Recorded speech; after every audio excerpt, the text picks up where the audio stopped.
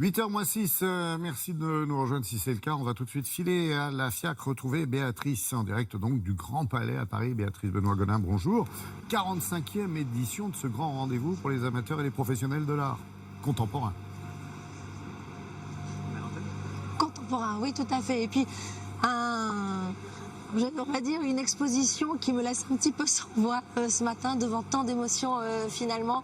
Pour cette 45e édition, les artistes sont au rendez-vous comme d'habitude. Et ce qui est extraordinaire ici, dans ce genre de foire, dans ce genre d'événement, c'est que c'est finalement un musée très éphémère. Ça ne dure que 4 jours, qui n'existe nulle part ailleurs. Pourquoi? Parce que rarement, voire jamais, dans un musée ou dans une exposition, vous pourrez voir un siècle de création avec tous les artistes modernes, contemporains, de tous les pays. Regardez par exemple cette sculpture de Jean Dubuffet qui date de 1970. Et puis à côté, vous avez un Nicolas de Staël, là-bas, dans le fond. En face, Basquiat, Jean-Michel, dont on parle énormément en ce moment, et là aussi, à côté de Picasso. Donc vous voyez, c'est vraiment un grand musée ici.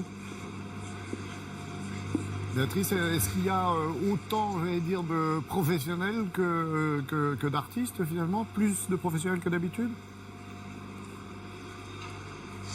Écoutez, c'est à peu près pareil. C'est vrai que cette foire existe depuis longtemps. Elle s'étoffe d'année en année. Cette année, on peut dire qu'il y a à peu près 200 exposants, des galeries qui viennent du monde entier.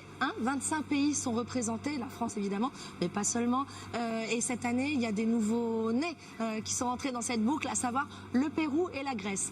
Moi, j'ai rencontré 3 galeries très influentes sur le marché de l'art à Paris, et c'est eux qui nous font la visite. Regardez.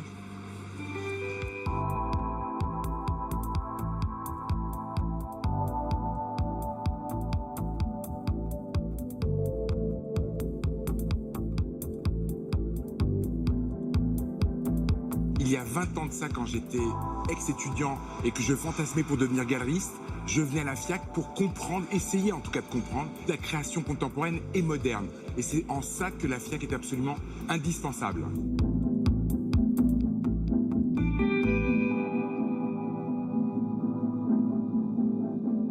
Je fais cette foire depuis maintenant 42 ou 43 ans et j'en fais aussi une dizaine à travers le monde. Je veux dire qu'il y avait, dans la plupart de ces foires, 30% de peinture et 70% du reste. Pendant pas mal d'années, le projecteur de l'actualité, c'était sur un art, l'art de l'objet, l'art de la vidéo, l'art de la photo. Depuis 2-3 ans, la tendance est totalement renversée. La peinture ne s'est jamais arrêtée une minute, une seconde depuis, 20 000 ans, depuis les grottes de Lascaux ou autres. La peinture est une forme de création éternelle. Tant qu'il y aura des gens qui regardent, des gens qui pensent, ils auront un besoin de s'exprimer avec leurs mains. C'est comme l'écriture. Il y aura toujours des livres, il y aura toujours de la peinture.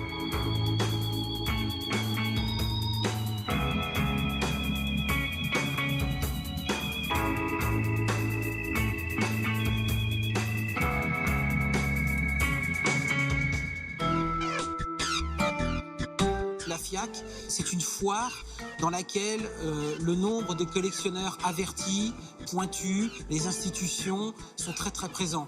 Donc ça nous permet d'avoir un vrai dialogue avec ces institutions, ces collectionneurs, ces fondations. La capacité à drainer des collectionneurs que nous ne verrions pas à la galerie est très importante. En termes d'image, mais aussi en termes de rencontres avec des gens que nous ne connaissons pas, on se doit d'être présent dans cette foire-là. Des gens qui sont peut-être moins avertis à l'art contemporain, ils ont là la proposition de 200-300 galeries qui viennent du monde entier. Alors des choses qu'ils vont détester bien évidemment, et puis des choses qui vont peut-être éveiller leur curiosité. Et il suffit juste d'une toute petite porte d'entrée pour qu'ensuite le chemin s'ouvre et qu'ensuite ils fassent justement leur parcours à eux.